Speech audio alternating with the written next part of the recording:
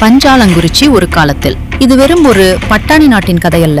இது வீரத்தின் உருவமாய் வாழ்ந்த ஒருவனின் வரலாறு. இது பஞ்சாலங்குறிச்சி நாட்டு சிங்கத்தின் கதை. சிறுவயதில் தோன்றிய சுடர் போல் ஒரு சிறுவனின் கண்களில் அவமானத்தின் தீப்பற்றி எரிந்தது. அவன் சத்தியம் செய்தான். இந்த மண்ணில் அடிமை என்ற வார்த்தை ஒலிக்க கூடாது. இங்கிலாந்துக்கு எதிரான ஒரு குரல். வெள்ளையர்களுக்கு எதிராக முதலாக குரல் கொடுத்தவன். பாதியாயிரம் படைகள் இருந்தும் ஒரு வார்த்தை அவர் மரியாதை கொடுக்கவில்லை. அவன் பெயர் வீரபாண்டிய கட்டபொம்மன். அழைக்கப்பட்ட ஒரு சோதனை. நீ என்னை ராஜாக்களைப் போல அழைக்க வேண்டும். நான் உன்னோடு சமமல்ல. இந்த நாட்டின் வரலாறு என் பேச்சை மறக்க முடியாது. போர்க்களத்தில் புயலாய் குதிரை மேல் சவாரி செய்து கையில் வாளெடுத்து வானத்தை பிளந்த சத்தத்துடன் எதிரிகளை சந்தித்தான். வீரவணக்கத்திற்கு பின் கட்டபொம்மன் நின்று இல்லை. ஆனால் அவன் பேச்சும் அவன் அடங்காத பார்வையும் இந்த மண்ணில் என்றும் ஒலிக்கிறது. நதியோரத்தில் ஒரு சிலை. காலங்கள் மாறலாம், ஆட்சி மாறலாம். ஆனால் ஒரு உண்மை மட்டும் நிலைத்திருக்கிறது.